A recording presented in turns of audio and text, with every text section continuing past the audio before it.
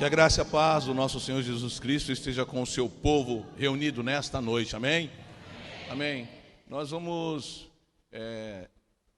você vai prestar atenção esse é um quadro estatístico, é ao vivo. Ali está falando de quantas pessoas, o número de pessoas no mundo, quantas nasceram, quantas mortes, fala o crescimento da população. Tem outros dados, mas o que nos interessa, a princípio, é isso. E você percebe que ele está sendo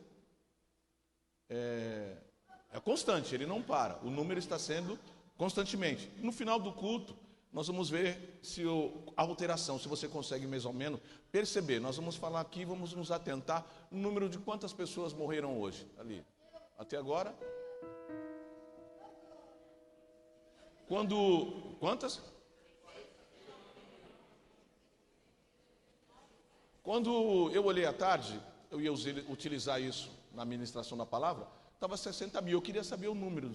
Aí eu olhei 60 mil, mas aí eu percebi que ele continuou rodando. Então eu trouxe para que nós possamos, enquanto a ministração da palavra possa ser ministrada, vai ter um teor muito maior, acredito que mais profundo, até para o seu entendimento e para a sua compreensão.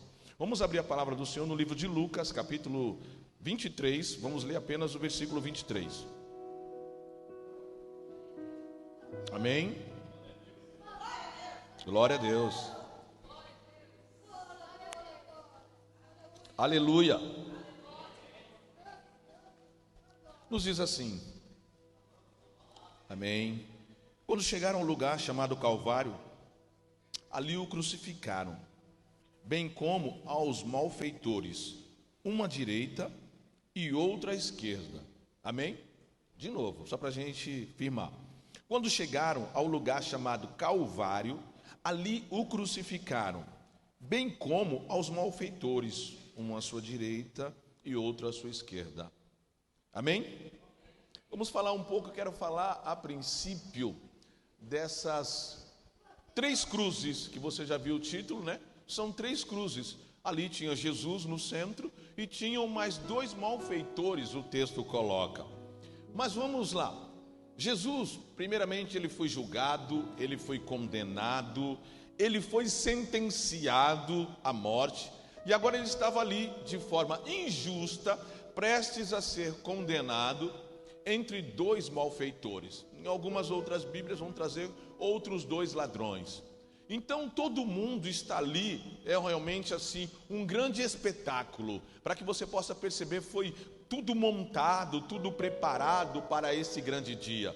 Então ali havia autoridades, ali havia uma grande multidão, ali havia os fariseus, ali havia os escribas, ali havia soldados, ali havia uma grande população, todos eles com os olhos postos na cruz central, aonde estava para ser crucificado nosso Senhor Jesus Cristo, amém? Então ele era o centro, todos estavam ali, para poucos com tristeza, mas todos para ver o que ia acontecer. Era um grande espetáculo, foi tudo montado. Mas eu quero primeiramente, tudo foi preparado para Jesus. Toda a atenção era para ele. Mas eu quero chamar a atenção da igreja nessa noite para os 2 malfeitores que estavam do lado, que talvez muitas pessoas nem sabiam quem era, nem estavam preocupadas, nem sabiam o nome. Talvez poucas pessoas estavam ali da família. Eu quero primeiramente falar desses 2 ladrões, e eu quero sentenciar. Tinha um à esquerda, diz a Bíblia, que eu quero chamar, a Bíblia chama alguns lugares de um mau ladrão, eu quero chamar ele da cruz, a cruz da rejeição, tá? No outro lado havia um outro malfeitor, que era a direita, e esta era a cruz da aceitação. Nós vamos denominar assim, para que nós possamos entender a palavra. E no centro havia uma outra cruz, era a cruz da redenção. Então nós temos 3 cruzes, com 3 finalidades, 3 propósitos e 3 destinos diferentes para ambos. Na cruz central, eu quero que você consiga perceber, Jesus ali morria pelos pecados. Na cruz, à sua direita, ali havia um homem morrendo para os pecados. Mas na cruz, à esquerda, havia um homem morrendo em seus pecados. Amém?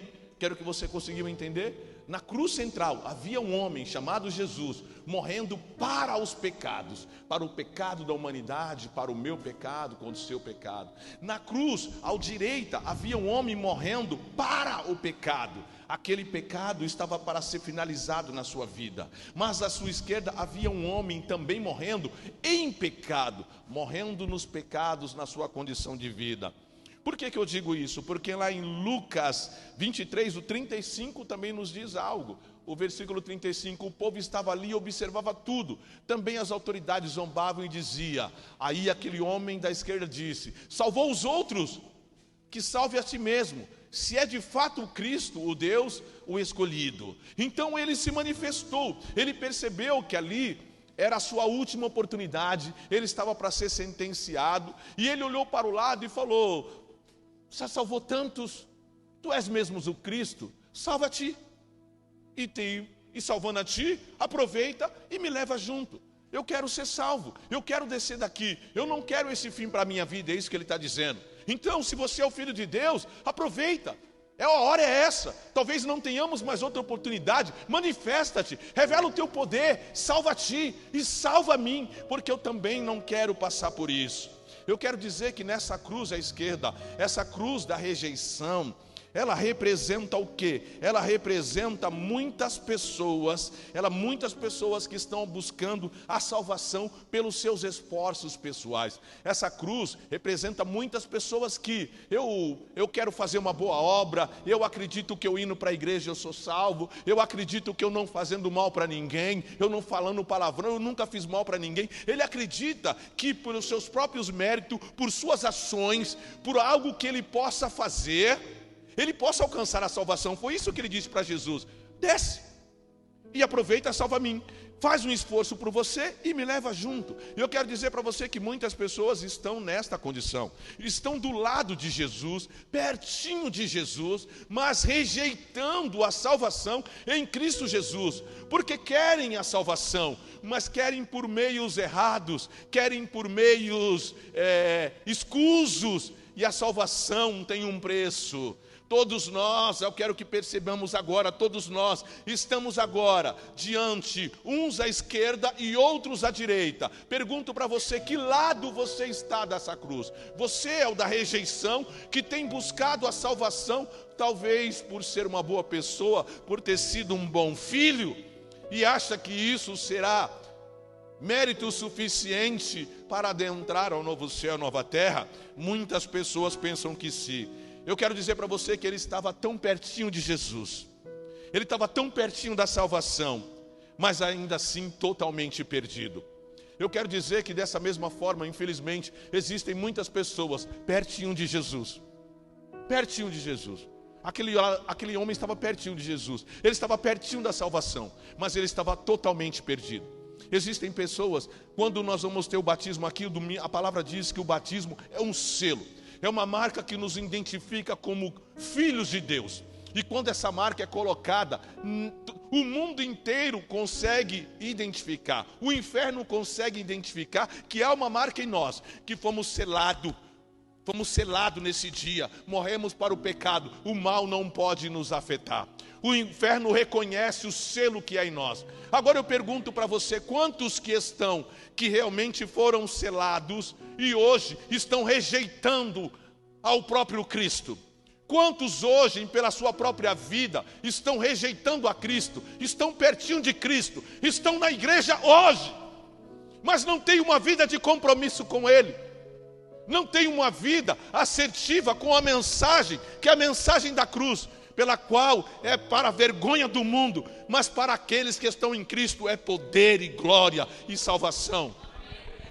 Pergunto para você, aquele homem estava pertinho de Jesus, a um passo da salvação, mas ele não sabia que estava totalmente perdido. Pergunto para você, quantos estão totalmente perdidos e não sabem? Mas hoje eu quero dizer que para você, que o Espírito Santo de Deus trouxe você para mostrar para você que você está perdido e ainda há oportunidade, porque a cruz, ele continua de braços abertos, porque ainda você está pendurado, porque ainda não foi sentenciado, porque ainda há uma oportunidade. Eu quero dizer para você que Jesus não respondeu nada para aquele homem. O que ele mereceu de Jesus foi o silêncio. Talvez a sua vida hoje também é um reflexo de Jesus, o silêncio. O silêncio talvez nas suas petições, o silêncio nas suas necessidades, porque você está sendo na cruz da rejeição, você está rejeitado. Cristo não manifestou, Cristo não olhou, Cristo não virou o semblante, Cristo, aquelas palavras não fizeram, não tocaram o coração de Jesus. Mas eu quero dizer que na direita havia alguém, enquanto as horas se passavam, eu quero dizer que ele procurou sair do tempo. Ele começou a fazer uma reflexão da sua vida, e ele foi fazendo uma análise, e ele diz, e ele saiu do tempo e foi olhando para a eternidade, e ele percebeu, eu estou perdido.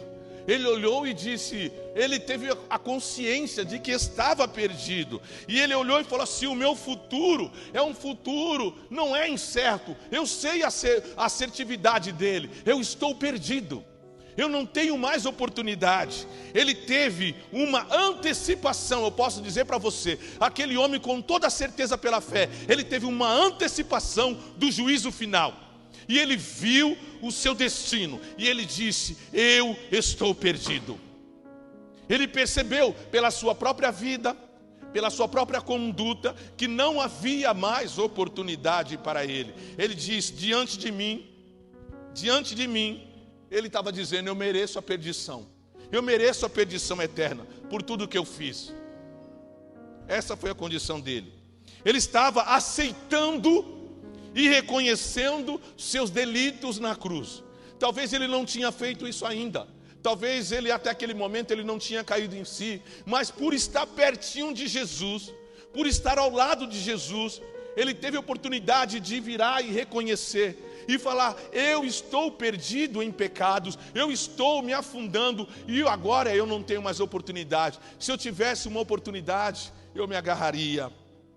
E ele olha, ele dizia, para chegar nesta conclusão, ele não estava mais preocupado com as autoridades presentes, ele não estava mais preocupado com os parentes, ele não estava mais preocupado com quem julgou, com a multidão que estava ali, porque naquela hora o que mais preocupava a sua cabeça era a perdição eterna. Ele não estava preocupado com os parentes que estavam ali julgando, sentenciando, porque ele próprio já estava se sentenciando, ele sabia qual seria o seu fim.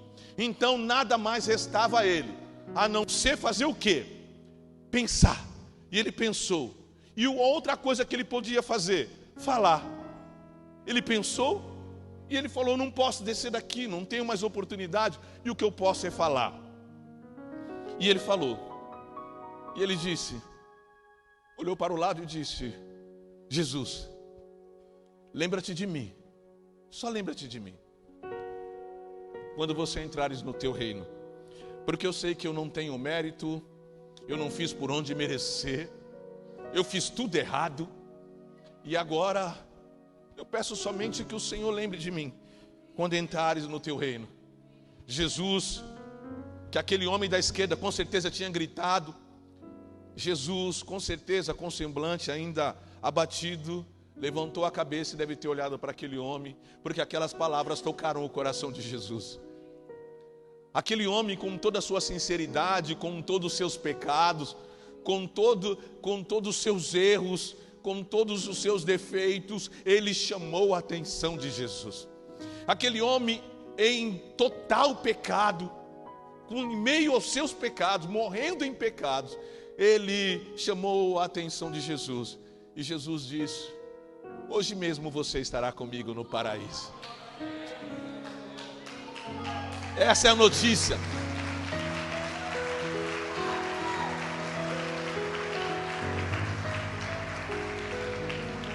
Essa é a notícia que eu não sei ouvir. Essa é a notícia que eu não sei você, mas que você deveria sonhar com essa notícia. Ouvir Jesus dizendo, você estará comigo no paraíso. Aquele homem, aparentemente totalmente sem perspectiva nenhuma, o improvável, Jesus olha e disse, você vai estar comigo, você vai vir para comigo. Mas eu quero dizer que aquele homem, ele reconheceu seus pecados, mas ele não poderia descer da cruz e ir para a sinagoga, não dava mais tempo. Ele poderia dizer, mas eu não dá mais tempo ser batizado, eu não posso ser batizado, eu estou aqui na cruz, eu não posso ser batizado. Ele deve ter pensado, eu não posso descer da cruz agora e pedir perdão para quem eu roubei, para quem eu machuquei. Eu não posso descer da cruz e devolver o resultado do furto de quantas pessoas eu lesei. Eu não tenho como descer daqui. Eu não tenho como me arrepender disso, eu não tenho o que fazer, eu não posso procurar as pessoas agora. Ele só podia exercer a sua fé em Jesus Cristo, era o que lhe restava, era exercer sua fé em Jesus Cristo. E eu quero dizer para você que era tudo o que lhe restava, e era tudo o que ele fez. Ele se agarrou na fé em Jesus Cristo, e ele olhou para o autor e consumador da sua fé. Amém, Joyce? Eu quero dizer que Jesus, aquele corpo estendido, foi o único momento em que Jesus ficou acima das pessoas. Com seu corpo estendido entre o céu e a terra, significava para todas as pessoas, significava para a igreja, que ele é o único elo de salvação entre os perdidos e o Pai. Ele é o único elo de ligação entre Deus e o homem. Ele estava ali se manifestando, se materializando, mostrando: eu sou o caminho. Fora de mim não há salvação. De um lado, infelizmente, havia um homem morrendo sem fé, à sua esquerda, sem esperança, morrendo sem Deus, morrendo totalmente perdido em seus pecados. Olhemos para lá, igreja.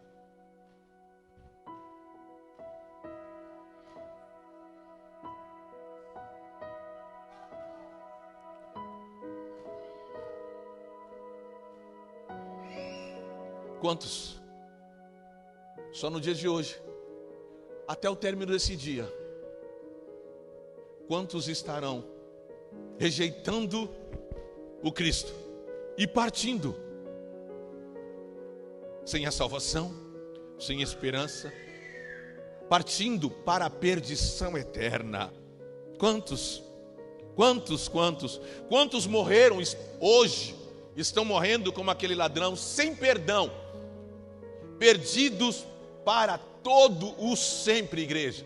Quero que você entenda, quando eu vi esse quadro rodando diante de mim, foi algo extraordinário. Quantos estão morrendo agora, sem perdão, não tendo mais uma última oportunidade? Mas eu quero dizer que todos esses que estão partindo, a maioria dele, tem muitos indo para a glória. Mas eu quero dizer que a maioria, como disse a Jesus, o caminho é estreito, a porta é estreita. Então a maioria daqueles que estão indo agora, a maioria, eu posso dizer para vocês, estão indo para a perdição eterna, porque o caminho é estreito. Caminho estreito. Mas eu quero dizer que hoje também foi lhe dado uma oportunidade, como ladrão da cruz. Ele esteve perto, ele teve uma oportunidade de se arrepender. Teve alguém que com certeza talvez levou uma palavra. Teve alguém que já disse: arrependa-te dos teus pecados. Teve alguém que disse: hoje é o dia aceitável do Senhor. Alguém disse para você: volta para a casa do Pai, deixa o pecado de lado. Hoje pode ser o teu último dia. Do mesmo jeito que alguém disse para ele, o Espírito Santo diz para você: não brinque com Deus. Hoje pode ser a sua última oportunidade. Conserta-te, conserta-te. Você que se batizou, leve a sério o compromisso que você fez com Deus, porque Ele tem um compromisso com você. Se você não levar a sério o compromisso que fez com Ele, certamente a perdição eterna. Você pode estar perto, bem perto de Jesus, mas também bem perto da perdição eterna. Esta é uma certeza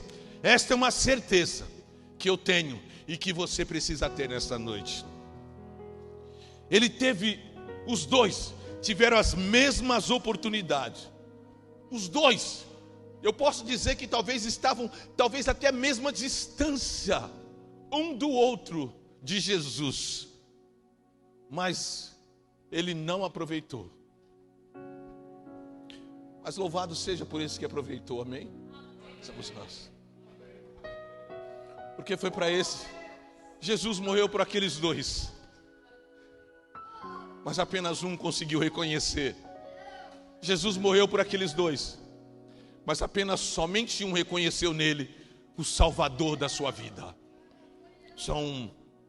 O homem da direita lutava com sua consciência. Ele sentia-se perdido, ele sentia-se sozinho, ele se sentia abandonado por todos. É assim que um servo do Senhor se sente muitas vezes, rejeitado. E então ele teve a certeza que estava do lado do Salvador, porque, como a bispa colocou, a tristeza às vezes é a dor, é o reconhecimento, é a nossa consciência, é o delito de pecado que faz com que você olhe e fale assim: eu preciso de ti, Senhor. Não como um ladrão da esquerda, olhando somente para as suas necessidades. Então ele olhou e ele teve: o que eu posso fazer? Eu estou aqui. Ele creu, ele se entregou, ele pediu perdão e ele foi aceito. Aleluia. Ele creu, ele se entregou a Jesus, ele pediu perdão e ele foi aceito. Louvado seja o nome do Senhor Jesus.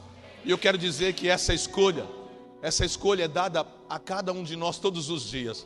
Todos os dias é momento de nós fazermos essas escolhas pelo Senhor Jesus Cristo, reconhecendo todos os dias é dia de pedir perdão. Todo dia. Eu quero dizer, às vezes nós pensamos que foi Herodes que matou Jesus, foi Pilatos que matou Jesus, foi os judeus que mataram Jesus, foram os sacerdotes que mataram Jesus, foram os soldados que transpassaram a lança em Jesus.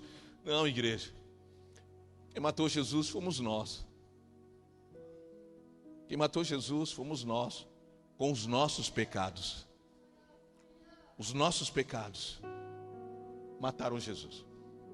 Nós precisamos ter essa clareza, esse sentimento, ter esse entendimento dessa verdade. Na cruz, Cristo foi feito pecado. Eu quero que você incrível. Ele na cruz foi todo pecado por cada um de nós que está aqui nesta noite. Jesus foi feito pecado por cada um de nós que está aqui hoje. E aí, eu me dei conta que enquanto rascunhando percebi, toda ambulância carrega como seu logotipo uma cruz vermelha. Aí eu também percebi que as farmácias, todas as farmácias também têm uma cruz vermelha. A ambulância tem, a farmácia tem. A cruz vermelha, que é um órgão que ajuda muitas pessoas pelo mundo afora, o símbolo da cruz vermelha é uma cruz vermelha. E eu falei, essa cruz que essas pessoas colocaram, ela representa, eu pensei, só pode ser auxílio. Quando a ambulância está chegando, o socorro está chegando, o auxílio está chegando, a ajuda está chegando. Quando você vai numa farmácia, você vai em busca de um auxílio, de um remédio, representa socorro, ajuda, ambulância, farmácia, médico. Isso é a cruz vermelha dos homens. Auxílio, socorro, ambulância. Aí eu falei, mas a cruz de Cristo também é vermelha, porque ela foi banhada no sangue de Cristo, mas ela é carregada de amor. Porque está escrito lá em João 3,16, porque Deus amou o mundo de tal maneira que deu o seu Filho unigênito, para que todo o que nele crer não pereça, mas tenha vida eterna. A cruz da farmácia, a cruz da farmácia, a cruz da cruz vermelha, a cruz da ambulância, não tem o amor, tem ajuda, tem socorro, mas ela não carrega-nos em amor. Ela não tem um amor suficiente para mudar a nossa história. Mas eles, por entender a humanidade, eles pegaram um símbolo poderoso, o símbolo de todo cristão. Paulo disse, se eu tenho que me alegrar, se eu tenho que me ensoberbecer em alguma coisa, que seja na cruz de Cristo. Se eu tenho que me gloriar em algo, que seja na cruz de Cristo. E eu quero dizer que quantas igrejas não falam da cruz de Cristo, não sabem o poder que a cruz de Cristo tem. A cruz de Cristo é transbordada de amor. Tem mais coisas que a cruz de Cristo tem. A cruz de Cristo, ela cura, porque lá em Isaías 53:5 que diz: pelas suas pisaduras nós fomos sarados. Então a cruz de Cristo tem amor, a cruz de Cristo tem cura, mas a cruz de Cristo também tem perdão. Em Romanos 10:13 diz que todo aquele que invocar o nome do Senhor será salvo. Aquele ladrão invocou o nome do Senhor Jesus, encontrou a salvação. Então na cruz de Cristo tem perdão, tem salvação, tem amor e tem cura para todo doente e para todo necessitado. Aleluia. Louvado seja Deus. A cruz de Cristo. Na cruz de Cristo, Ele venceu os nossos 3 principais inimigos. O primeiro dele, o pecado. Lá em Romanos 4:25 diz que Ele foi entregue, o qual foi entregue por causa das nossas transgressões, e ressuscitou para a nossa justificação. Então, ao morrer na cruz de Cristo, Jesus morreu a nossa morte. Então, ou seja, o pecado que assolava a nossa vida, que condenava a nossa vida, Jesus Cristo, na cruz de Cristo, anulou ao peso do pecado, anulou a nossa condenação do pecado. O nosso pecado foi justificado pela morte e a ressurreição de Cristo na cruz do Calvário, amém? Mas Ele também venceu o nosso maior inimigo, a morte. A Bíblia diz que em Romanos 6:25, nós fomos... Romanos 6:25, porque se fomos unidos com Ele na semelhança da sua morte, certamente seremos também semelhante a Ele na sua. Então, ou seja, Cristo venceu o pecado, Cristo morreu a nossa morte, para que nós pudéssemos ter vida. Aquele que está em mim, ainda que morra, disse Jesus, este viverá e viverá para todos sempre. E Cristo venceu também o nosso último inimigo, os principados e potestades, toda a legião do mal que desceu para infernizar a nossa vida, que tem o poder de, segundo eles, matar, roubar e destruir. Mas lá em Colossenses 2:15 nos diz assim: e despojando os principados e as potestades, publicamente os expôs ao desprezo, triunfando sobre eles na cruz. Todo o poder do inferno, todo o poder de Satanás, todo o poder das trevas, todo o poder de Satanás está anulado sobre a nossa vida, porque ele foi vencido na cruz do Calvário, em Cristo Jesus. Não há pecado, não há morte, não há acusação, não há poder das trevas que tenha sobre a nossa vida, sobre a vida da igreja, em nome de Jesus, amém.